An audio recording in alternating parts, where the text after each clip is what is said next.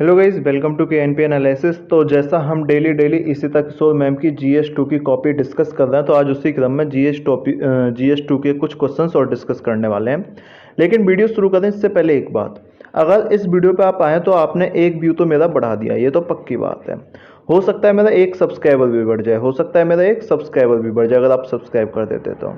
लेकिन आपका क्या फ़ायदा होने वाला है, यानी कि आपका क्या, तो आपके यहाँ पे दो फायदे होने वाले हैं। अगर और वो फायदे कब होंगे, ये वीडियो अगर आप लास्ट तक देखोगे तो पहला, जो भी क्वेश्चन होगा उससे जो रिलेटेड टॉपिक होगा वो आपने समझ आ जाएगा। दूसरा क्या फायदा होने वाला है, जो क्वेश्चन का स्ट्रक्चर होता है कि क्वेश्चन को आपने लिखना किस फॉर्मेट में है, दूसरी चीज ये समझ आएगी। तो ये फैसला आपका है। देखो, अगर आप इस वीडियो पे आए तो मेरा व्यू तो बढ़ गया, ये तो पक्की बात है ही है, ठीक है। अभी आपके ऊपर है कि आप इस वीडियो को अभी स्किप करना चाहते हैं, देखना चाहते हैं। बाकी आपकी इच्छा, अगर आपको लगता है कि मुझे आता है सब कुछ, तो भाई मेंस लिखिए जाके, ठीक है। Best of luck. तो अगर आप जा रहे हैं तो मिलते हैं नेक्स्ट वीडियो में, लेकिन अगर आप अभी तक रुके हुए हैं तो करते हैं शुरुआत इसके क्वेश्चंस की। इसी तरह देख लीजिए, हम सारे क्वेश्चंस यहाँ पे डिस्कस कर चुके हैं। तो आज इनका जो क्वेश्चन नंबर हमको डिस्कस करना है, आज क्वेश्चन नंबर 5 डिस्कस करना है।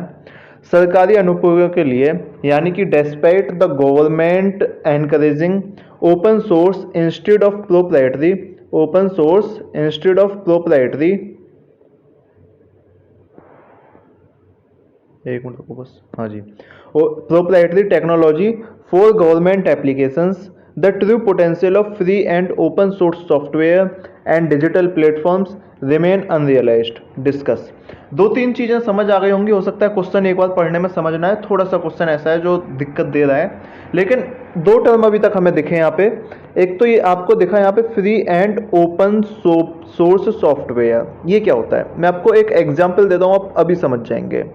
आपने दो फ़ोन देखे होंगे, एक एप्पल वाला आईफोन जो होता है, एक एप्पल वाला आईफोन iOS, ठीक है। और आपने एक नॉर्मल फ़ोन देखे होंगे जिन्हें आप एंड्रॉयड बोल देते हो, जिन्हें आप एंड्रॉयड बोल देते हो। आपने एक चीज़ नोटिस करी होगी कि ये जो एप्पल वाला सॉफ्टवेयर होता है वो केवल एप्पल के प्लेटफॉर्म पे मिलता है। यानी कि जैसे गूगल प्ले स्टोर जो आपने देखा होगा, सॉरी प्ले स्टोर जो आपने देखा होगा वो एप्पल का अलग होता है। लेकिन आपने बाकी सारे फ़ोन देखे होंगे, जैसे कि सैमसंग का हो गया या रेडमी का हो गया, जो भी जितने भी सारे फ़ोन होते हैं, MI, ठीक है। आपने देखा होगा इनका जो ऑपरेटिंग सिस्टम है, यानी कि जो एंड्रॉयड वाला सिस्टम है, प्ले स्टोर है, वो सेम है। यानी कि इसका मतलब क्या हुआ कि एंड्रॉयड जो है उसे कोई भी कंपनी अपने हिसाब से चेंज करके, एंड्रॉयड को कोई भी कंपनी अपने हिसाब से चेंज करके उसे अपने अकॉर्डिंग बना ले दिया, चाहे वो सैमसंग है चाहे रेडमी है, तो वो हो गया ओपन सोर्स सॉफ्टवेयर, वो हो गया ओपन सोर्स सॉफ्टवेयर। लेकिन वहीं पर जो एप्पल का iOS है वो खाली एप्पल के लिए रजिस्टर्ड है, यानी वो केवल एप्पल के लिए, उसे कोई भी कंपनी चेंज नहीं कर सकती अपने अकॉर्डिंग। तो ये हो गया क्लोज्ड सॉफ्टवेयर, ये क्या हो गया, क्लोज्ड सोर्स सॉफ्टवेयर। समझ आ गया अब दोनों में अंतर क्या है, ओपन सोर्स सॉफ्टवेयर में, क्लोज सोर्स सॉफ्टवेयर में। यानी कि ओपन में आप कुछ चेंज कर सकते हो उस सॉफ्टवेयर में, लेकिन क्लोज में, उस सॉफ्टवेयर में आप चेंज नहीं कर सकते हैं। ये होता है दोनों में, क्लोज और सॉफ्टवेयर और ओपन सोर्स सॉफ्टवेयर सिस्टम में अंतर। क्वेश्चन क्या कह रहा है, थोड़ा सा क्वेश्चन पे फोकस कर लेते हैं कि despite the government encouraging, government बोल दिया भाई आप ओपन सोर्स यूज करो इंस्टेड ऑफ प्रोप्राइटरी टेक्नोलॉजी, मतलब ऐसी टेक्नोलॉजी यूज मत करो जो अपनी पर्सनल हो, जैसे कि एप्पल वाली है, फॉर गवर्नमेंट एप्लीकेशन, यानी गवर्नमेंट एप्लीकेशन में यूज करो। The true potential of free and open source software, लेकिन जो ट्रू पोटेंशियल है, जो एक भाई होना चाहिए था कि फ्री और ओपन सोर्स सॉफ्टवेयर इतने डेवलप हो जाने चाहिए थे, डिजिटल प्लेटफॉर्म इतने डेवलप हो जाने चाहिए थे, रिमेन्स अनरियलाइज्ड, वो अभी तक हुआ ही नहीं, डिस्कस। अब ये 150 वर्ड में लिखना है। पहली बात, इनका देखिए आप इंट्रोडक्शन कितना छोटा सा है। Free and open source software is a imperative to ensure democratic access in the digital age. क्या टर्म लिया है यहाँ पे, डेमोक्रेटिक एक्सेस। देखो इंट्रोडक्शन उन्होंने एक लाइन में खत्म कर दिया। अपन क्या करते हैं, इंट्रोडक्शन ही 4-5 लाइन में खत्म करने की कोशिश करते हैं, तो वो चीज अपने को नहीं करनी है, वो चीज अपने को नहीं करनी है, ठीक है। ये चीज समझ आ गई। यानी कि जो ओपन सोर्स सॉफ्टवेयर है, डेमोक्रेटिक का मतलब क्या है, उसमें सब चेंज ला सकें, उसकी एक्सेस जो है वो सबके पास हो। कौन सी एज में, डिजिटल एज में, पहला।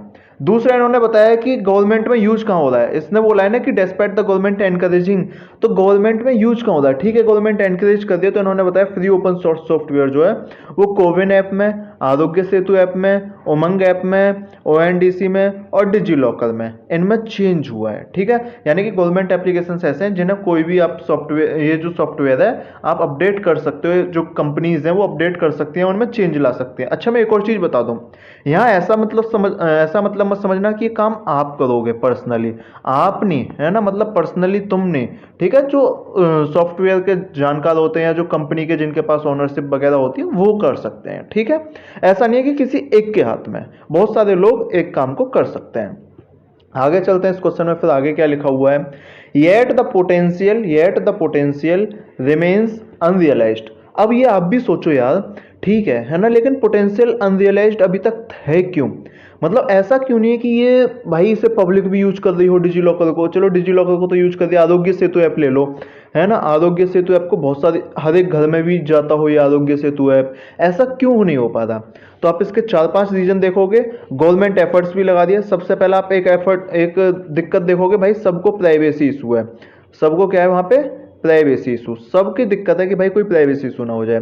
दूसरा, अभी पब्लिक में इलिटरेसी है। मान लो अगर आप डेवलप भी कर दोगे तो ये क्या कर लोगे भाई, जब तक लोग उसके बारे में जानते ही नहीं है। ठीक है। तीसरा, इसमें प्राइवेटाइजेशन भी है, यानी कि एक तरह से अगर मैं प्राइवेटाइजेशन के नाम पे बात करूं, एक ही सेक्टर, जैसे मान लो कोई भी एक कंपनी है, वो ही सारा उसने हैंडल कर लिया है। ठीक है, उसने ही इस पे अपनी जो है ऑटोक्रेसी टाइप या मोनोपोली जो बोलते हैं वो जमा लिया। ठीक है, तो ये कुछ इशू हो सकते हैं आपकी नज़र में, मेरी नज़र में भी ये इशू हो सकते हैं। इसके अलावा मान लो इनकी कॉस्ट भी ज़्यादा हो सकती है, कॉस्ट ज़्यादा हो सकते तो कोई इंटरेस्ट भी ना ले, कॉस्ट ज़्यादा हो सकते तो कोई इंटरेस्ट भी ना ले। तो ये बहुत सारे ऐसे इशूज हैं जिनको हम यहाँ पे डिस्कस कर सकते हैं, और इसी तक किशोर मैम ने भी वही किया है। देखते हैं इन्होंने क्या लिखा है। Presence of large commercial players, यानी कि बहुत बड़े बड़े कॉमर्शियल प्लेयर्स क्या है करते हैं, वो जैसे अमेजोन है, कोई स्मॉलर ऐप आया, उसने वो खरीद लिया, तो इसकी वजह से केवल एक ही रह गया, ये एक या दो ही रह जाते हैं, जिसकी वजह से जो छोटे छोटे ऐप डेवलप हैं वो नहीं हो पाते, और इसकी वजह से भी हम बोल सकते हैं कि डेमोक्रेटिक एक्सेस कहाँ बची, बताइए, अनरियलाइज्ड पोटेंशियल है। तो सेकंड पॉइंट है reluctance of private sector for FOSS, यानी कि फ्री ओपन सोर्स सॉफ्टवेयर में कुछ प्राइवेट सेक्टर ऐसे हैं जिनकी इच्छा ही नहीं होती कि भाई हम फ्री ओपन सोर्स सॉफ्टवेयर को यूज करें। जैसे कि एप्पल का iOS हो गया, है ना, ये मैंने आपको बताया पहले कि ये क्लोज्ड सिस्टम है, ये क्लोज्ड सॉफ्टवेयर है, तो ये भी कुछ एग्जांपल हो सकते हैं जो चैलेंजेस हैं।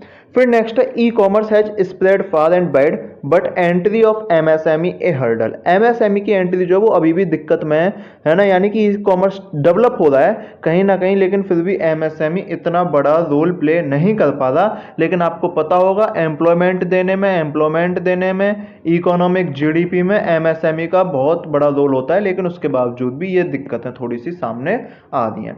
नेक्स्ट पॉइंट देखते हैं इन्होंने क्या लिखा है। फिर इन्होंने लिखा है, एग्जाम्पल भी दिया है इन्होंने, एज पर PwC 80% startups fail to seek due to lack of deep pockets. ठीक है, तो ये भी एक एग्जाम्पल हो सकता है। Next, digital apartheid is becoming a reality due to digital divide. Digital divide आप समझते हैं, अर्बन और रूरल एरियाज में जो डिजिटल फैसिलिटीज होती हैं वो नहीं पहुंच पाती रूरल एरियाज में, जबकि अर्बन एरियाज में बहुत ज्यादा पहुंच जाती हैं। ठीक है, ये अर्बन एरियाज में कुछ पॉवर्टी ज्यादा होती है, आपको पता होगा जो पॉवर्टी रिड्यूस होती है वो रूरल में ज्यादा होती है, अर्बन एरियाज में कम होती है, अर्बन एरियाज में पॉवर्टी इंक्रीज होती है, तो उनको भी नेट की जो एसेसिबिलिटी है, डिजिटल एसेसिबिलिटी नहीं मिल पाती। कहीं ना कहीं डिजिटल डिवाइड का एक गैप बना लेता है, तो डिजिटल अपार्थाइड भी एक समस्या हो गई जो हमने शुरू में ही डिस्कस की थी। नेक्स्ट, फिर real time updates and inter agency coordination is limited due to monopoly of few players, यानी कि रियल टाइम अपडेट है, इंटर एजेंसी कोऑर्डिनेशन है, ये भी होना चाहिए, और ये लिमिटेड किस वजह से है? मोनोपोली से। ठीक है, एग्जाम्पल SAP का दे दिया। अब बात यह है कि नीड ऑफ द आवर, देखो ये चीज कैसे पैराग्राफ से इनकी एक डायग्राम में आ जाती है, और डायग्राम आप ऐसे भी बना सकते हो, एक आपको नया आइडिया लग सकता है। नीड ऑफ द आवर क्या है? Promote ONDC to end oligopoly. उसके बाद फास्ट ट्रैक डिजिटल इंडिया, बिल्कुल, भारत नेट को यूज करो, कॉमन सर्विस सेंटर जो है उन्हें एस्टेब्लिश करो। ठीक है, ये कुछ ऐसे हैं जो नीड ऑफ द आवर हो सकते हैं। इसके अलावा आप जैसे अवेयरनेस चला सकते हैं, अवेयरनेस प्रोग्राम चला सकते हैं कि भाई यूज कर लो, कोई प्राइवेसी सुनिए। इसके अलावा आप डिजिटल डिवाइड को कम कर सकते हैं, जो डिजिटल डिवाइड है उसे अपन कम कर सकते हैं। ठीक है, वो कैसे होगा? वो नॉलेज लिटरेसी रेट बढ़ा के, है ना, ऐसे हो जाएगा। ये बहुत सारी चीजें हम यहाँ पे ऐड कर सकते हैं। चीजें समझ आई? उसके बाद कंक्लूजन में क्या है? This can help achieve our dream of $5 trillion knowledge economy, $5 trillion economy कर लेना यार, नॉलेज क्या ही है, विद ए डिजिटल डेमोक्रेसी, तो हम डिजिटल डेमोक्रेसी के साथ $5 ट्रिलियन इकोनॉमी के साथ जा सकते हैं।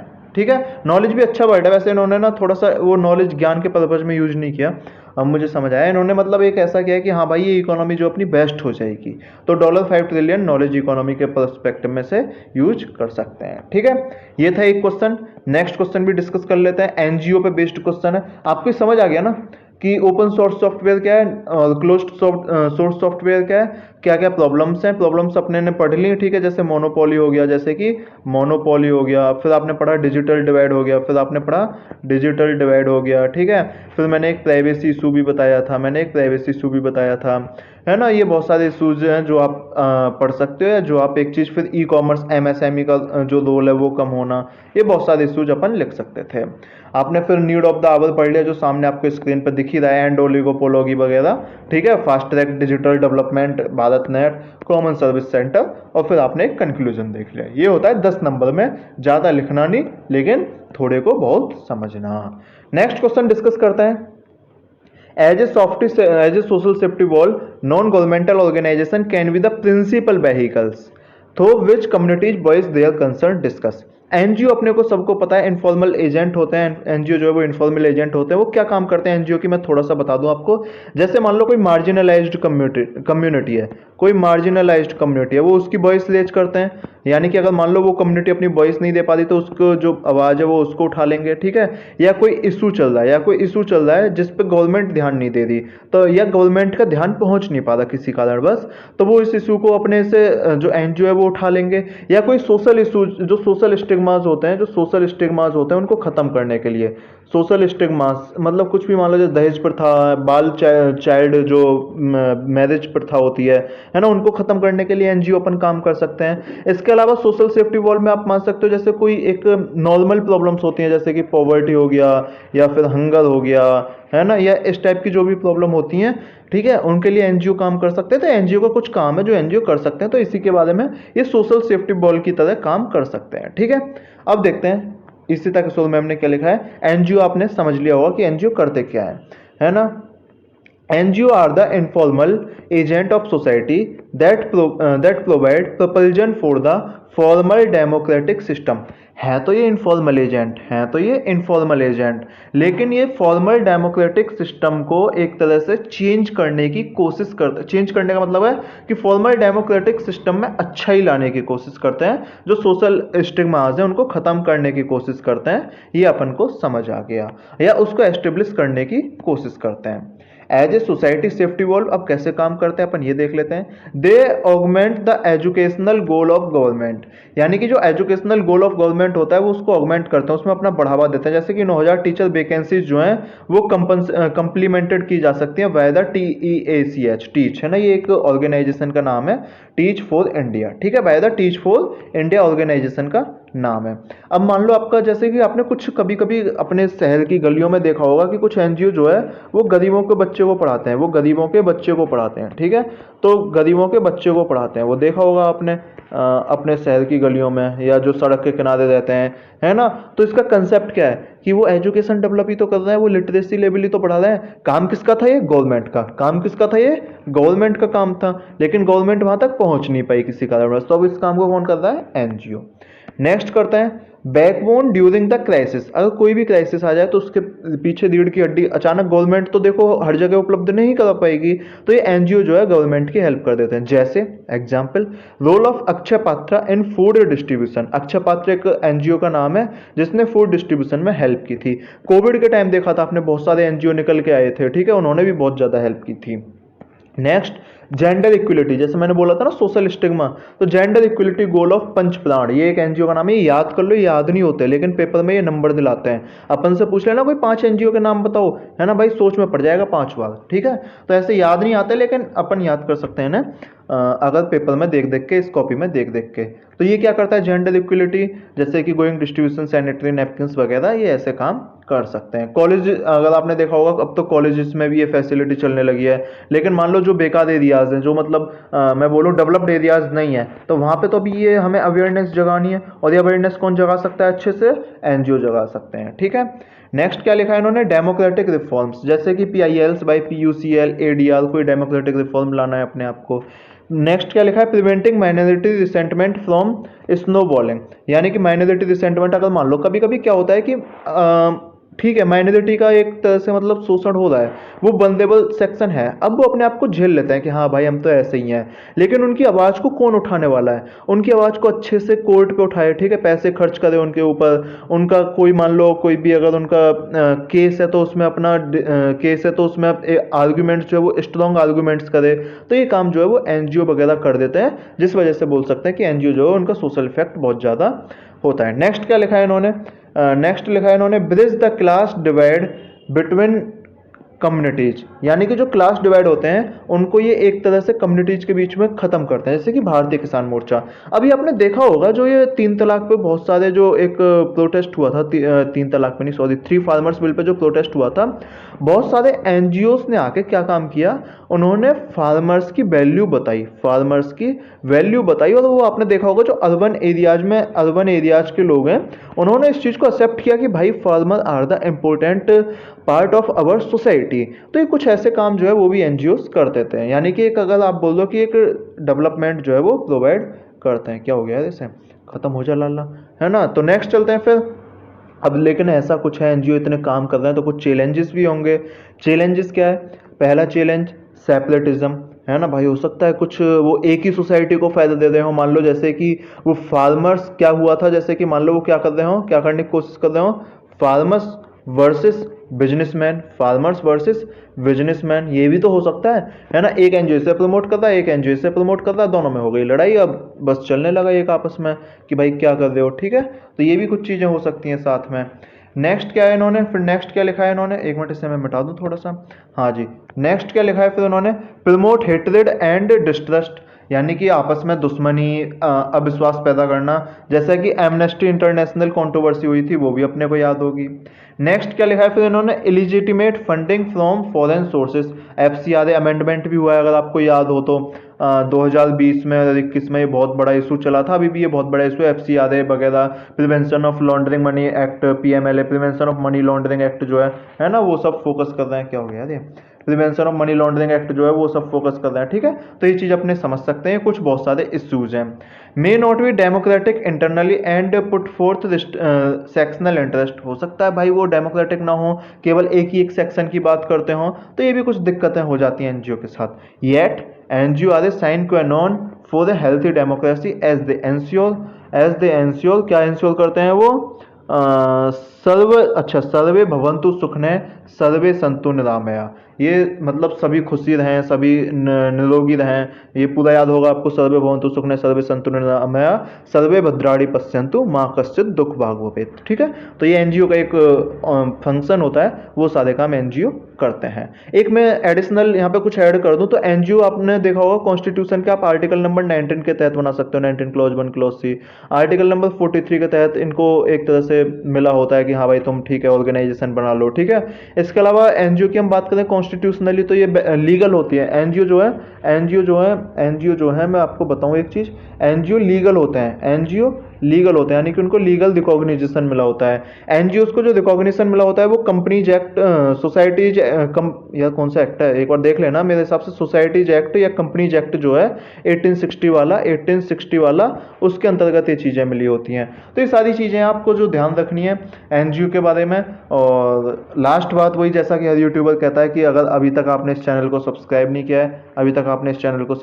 किया है, तो इस चैनल को प्लीज़ सब्सक्राइब कर दीजिएगा, वीडियो को लाइक कर दीजिएगा, शेयर कर दीजिएगा।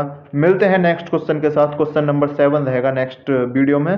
तो मिलते हैं नेक्स्ट क्वेश्चन के साथ, तब तक के लिए धन्यवाद।